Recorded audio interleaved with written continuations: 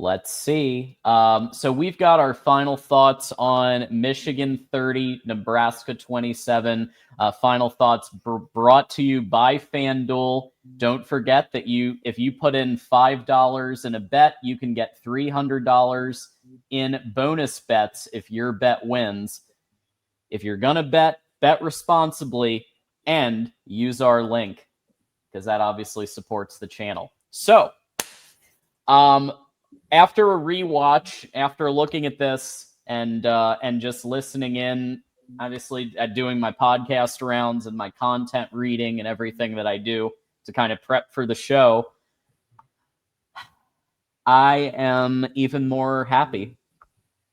I think that this is, especially with Sharon Moore gone, TJ, this is the type of win that this program just clutches out and has consistently clutched out, with the exception of last year. This felt like a 2022, 2021, 2023 special in a lot of areas because the team was without its head coach, went into Lincoln, Nebraska, and found a way to get the victory. Was it perfect? Hell no, it wasn't perfect. And we're going to dive into that some more. But the point is, Michigan made the plays, and it felt like it was never really this close. Like, there were multiple plays in the game, TJ, where, for example, Channing Goodwin actually catches the ball right in his hands. That's probably a touchdown. If you time out the Hail Mary, that prevents them from getting the last second touchdown. They score another touchdown. It felt like this was really more a 2 or 3 score game, but Michigan kept letting them back in, but finding a way to get the dub on the road, tough road win against a real team. I would call them a real team. Are they a top 5 team? No, but they're a real team. Yeah, no, it was a good victory. End of the day, it was a great road test for our younger team. And like we talked about on Saturday, was there some sloppiness to the game? Absolutely. Was there areas that we need to improve on? Absolutely. Is it quite clear our wide receivers, like, did you see the adjusted completion percentage when you subtract the drops from the game? Yeah, it was like 71%. Yeah. So at the end of the day, the receivers need to step up. They know.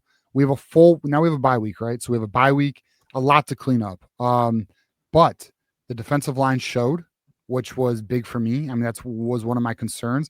Offensive line played good enough.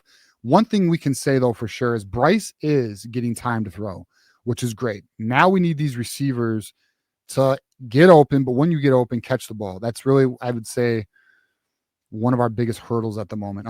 We do have some blown coverage issues on the back end, but I feel, and like I mentioned Saturday, I feel that is only going to get tighter and cleaned up as the season goes. We would really like it to be cleaned up as the season begins, but we'll see there. We have some young players really shining.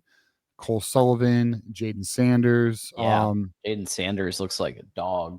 Obviously, Underwood. Haynes looks like something really special right now.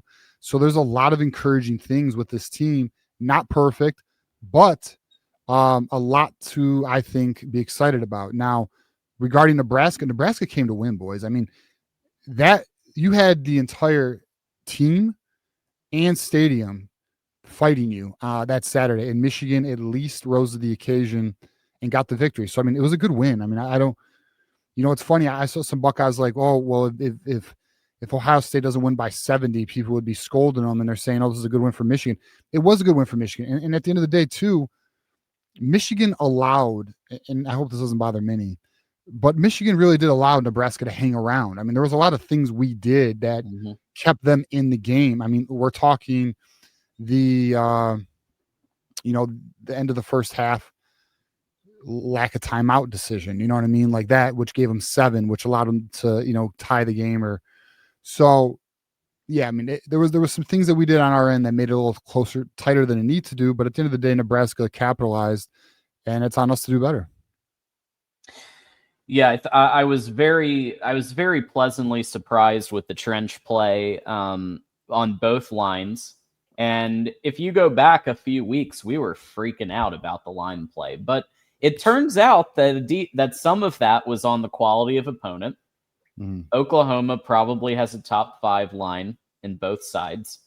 And then on the other side of the coin, we were figuring it out and figuring out position groups. I will say this. I think Crippen has taken a step up. I think he has had a shaky season, but I think he took a step up in Nebraska.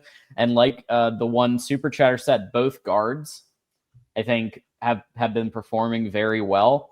I don't think Garnero is losing his starting spot this year, folks. I think he has solidified his starting spot. Whether left guard shifts around, that remains to be seen. And whether Frazier gets a look somewhere remains to be seen. I still think Sharon Moore may not be done cooking in terms of finding the final 5, but based on what I saw, O-line great, D-line, what else can you say about Jayshawn Barham, man? A really, really strong player that, like I said, when he's on the field, when he's in that position, he elevates everyone around him, including Derek Moore, who played better when Barham was in the position. It opens up a whole nother lane because then then they have to factor in both of them. Derek Moore then has more opportunities when more attention is shifted over to Barham. So it just opens things up where the offense struggles. Here's the crazy thing. Raiola played extremely well, in my opinion. No, he played really well.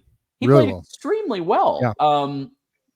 And at the same time, the line sacked him. He was sacked 7 times. Yeah. So I think now it's just about TJ. What do you think about the idea that as Rod Moore has more snaps, and Zeke and when Zeke Berry comes back, whenever that is, do you think that that's going to kind of elevate the secondary? Because Rod Moore, as we know, has been considered the quarterback of the defense in that 2023 season. So bringing him back, even for the limited play he had, it was nice seeing him out there. He did make a play at the end, and if the plan is to play him more, then you're adding an extremely experienced player to a young secondary. Yeah, then also add in just the added experience of Jaden Sanders. I like.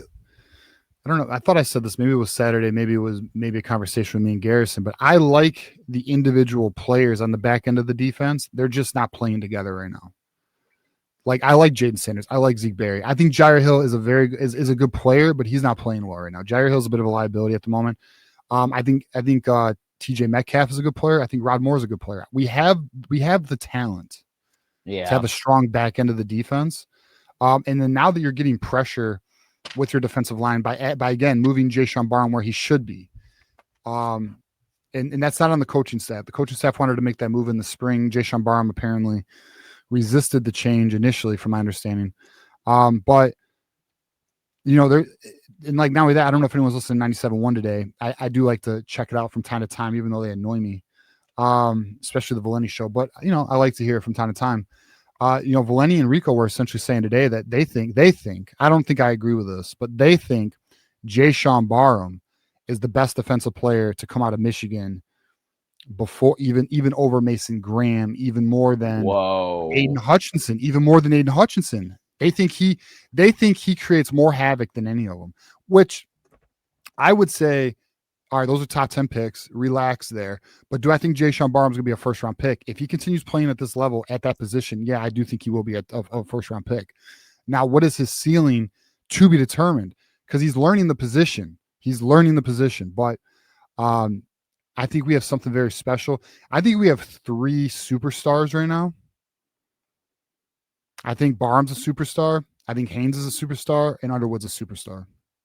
Those are the 3 superstars I think we have. Yeah. So it's the team. What's beautiful, and like I mentioned on Saturday, you're really seeing the team evolve and grow in front of you, and they're figuring themselves out. Now, it's really good news. We have the bye. It's perfect timing for us. Perfect. We can get healthy. Mm-hmm. We can tighten some stuff up, polish some things up. Hit the jugs machine. Yeah, we know what we are. Now, apparently, I think it was Sharon Moore who said, somebody said, correct me if I'm wrong here, but there is going to be an emphasis on catching. Apparently, that's going to be one of the emphasis during the bye week. Sharon talked about that, yeah. Yeah, so good. But at the end of the day, I think the program is in a very good spot where we stand. I think the bye week is perfect. Mm-hmm. And then, John, I don't know, are we going to talk about what's to come? We're going to talk about that a little later, right? Because Yeah. I do have a take that I think is pretty interesting. Yeah, on We'll save for them. what's to come, what do we need to work on, predictions, Yeah. all that good stuff is coming up. Okay. Good deal. But I will say it's great. I would add one more superstar to the mix. Zvada is back. Oh, yeah. The legend. You're right. The man, the myth, the legend.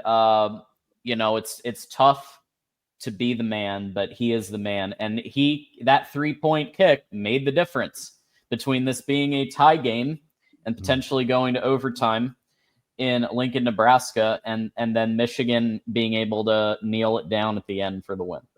That was the difference in the game. Was that kick, the 56-yarder that he nailed. And I think he needed that. Like when you're a kicker and you're going through the yips, which I think almost all of our kickers have at some point had like a rough patch, all of them. It's kind of nice that he nailed that in a tough stage that's really noisy, that's really against Michigan. I mean, Nebraska showed out. Nebraska and multiple of the beat writers talked about it. Nebraska showed out for that game. It was a lot of times, TJ, you know this, like it becomes a Michigan game. Like the game I'm going to in a couple months when I go to Maryland Stadium, that's going to be like basically another Michigan home game because of the amount of Michigan alum that go to in the DC area, right? That was an example where Nebraska was showing out in that game, and Zvada and everybody answered the call. Agree. I think the boys, they did what they needed to do. It's got to get cleaner though. And that's why that's why we took the approach we did Saturday. Like, good win. They did their job.